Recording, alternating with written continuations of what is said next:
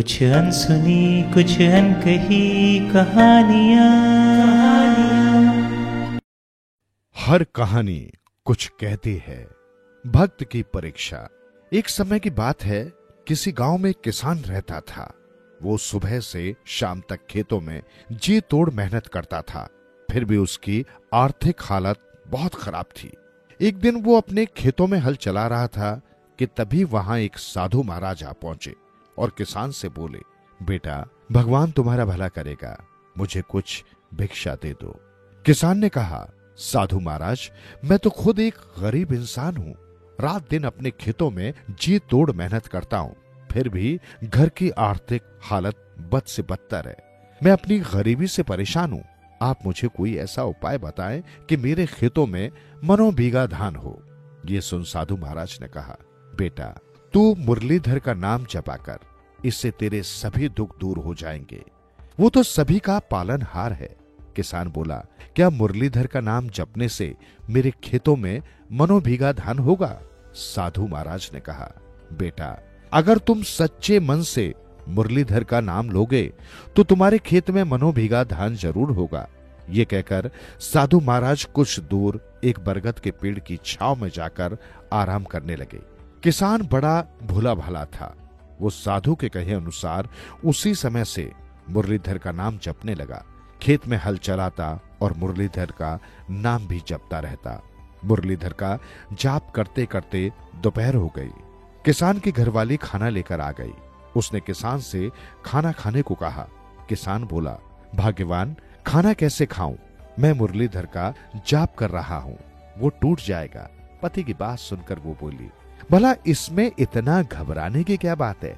तुम खाना खाओ, तब तक तुम्हारी तरफ से जाप मैं करती हूं। घरवाली की बात किसान को ठीक लगी। वो उसकी बात मानकर रोटी खाने लगा। उधर उसकी घरवाली मुरलीधर का नाम जपने बैठ गई। कुछ देर नाम जपते जपते उसका ध्यान घर की तरफ चला गया। उसे ऊखल में रखे धान की याद आ गई। वो धान ऊखल में कूटते कूटते छोड़ आई थी। धान को कहीं कुत्ते न खा जाए, इस फिक्र में उसे याद ही नहीं रहा कि मुरलीधर का नाम वो जप रही है। वो गलती से मुरलीधर की जगह ऊखलीधर का नाम जपने लगी, क्योंकि वो ऊखल के बारे में ही सोचने लगी थी। जब किसान खाना खा चुका तो उसने घरवाली को ऊखलीधर का नाम जपते सुना। तब वो भी उसी की तरह ऊखलीधर ऊखलीधर जपने लगा। विष्णु भगवान के कानों में जब किसान की आवाज पहुंची तो वो चौंक पड़े। अपने इस अनोखे नाम को सुनकर वो बड़े ही प्रसन्न हुए। लक्ष्मी जी से बोले, ये मेरा सबसे सच्चा भक्त है। इसने मुझे ऊखलीधर नाम से याद किया है। आज तक किसी ने मुझे इस नाम से नहीं पुकारा। कृष्ण अवतार में माता यशोदा ने मुझे ऊखल से बांधा था। इस किसान को छोड़ ये घटना किसी को भी याद नहीं रही। मेरा ये नामकरण मेरे इस प्रिय भक्त ने किया है। विष्णु भगवान की बात सुनकर लक्ष्मी जी बोली, चलिए आपके प्रिय भक्त की परीक्षा ली जाए। भगवान विष्णु ने कहा, ये मेरा सच्चा भक्त है, इसकी परीक्षा लेना बेकार है। किंतु माता लक्ष्मी जी कब मानने वाली थी। उन्होंने भगवान के सामने जिद ठान। हार कर विष्णु जी को उनके साथ भक्त की परीक्षा लेने आना ही पड़ा। किसान के खेत से कुछ ही दूर एक टूटी फूटी झोंपड़ी थी। वे वहां रुक गए और माता लक्ष्मी जी से कहा, आप जाइए और परीक्षा ले लीजिए, तब तक मैं यहीं पर ठहरता हूं। मामूली स्त्री के रूप में लक्ष्मी जी किसान के हल के सामने जाकर खड़ी हो गई।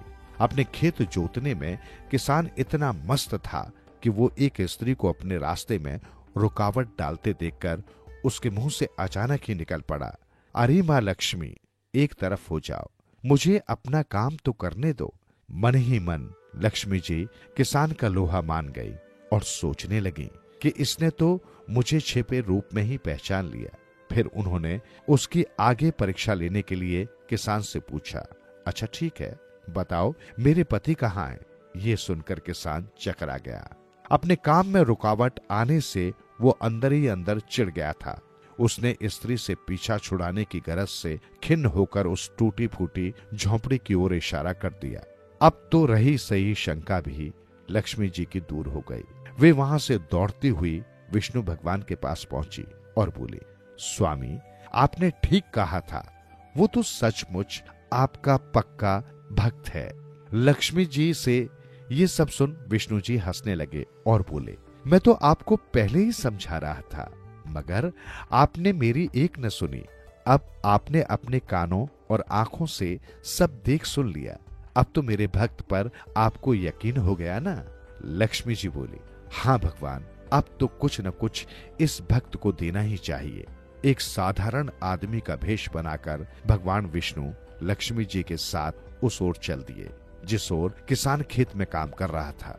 जब किसान ने दोनों को अपनी तरफ आते देखा तो वो मन ही मन खिन्न हो गया और सोचने लगा, पहले तो स्त्री अकेले ही आई थी, किंतु उसके काम में बाधा डालने के लिए अब दोनों आ गए। ये दोनों मेरा सारा समय नष्ट कर देंगे। तब तक वे दोनों उसके पास आ पहुंचे और बोले, हे भक्त, हम तुमसे बड़े ही प्रसन्न हैं, तुम्हें जो कुछ मांगना हो मांग लो।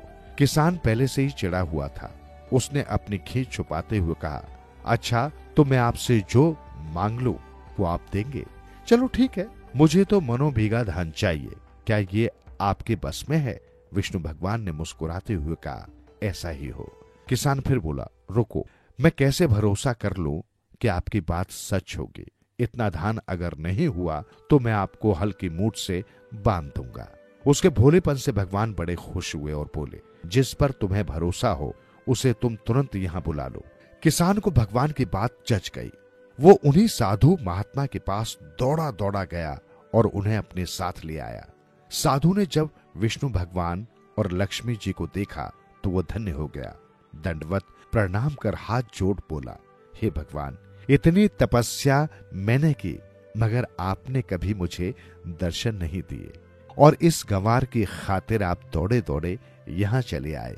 साधु की बात सुनकर भगवान मुस्कुराए और बोले, हे साधु, दरअसल बात यह है कि मेरे इस भक्त का मन बालक की तरह स्वच्छ और निर्मल है। इसने मुझे सच्चे हृदय से प्रेम पूर्वक जब पुकारा तो मैं अपने आप को रोक नहीं पाया और इसे दर्शन देने चला आया। इतना कहकर विष्णु भगवान लक्ष्मी जी सहित अंतर्ध्यान हो गए।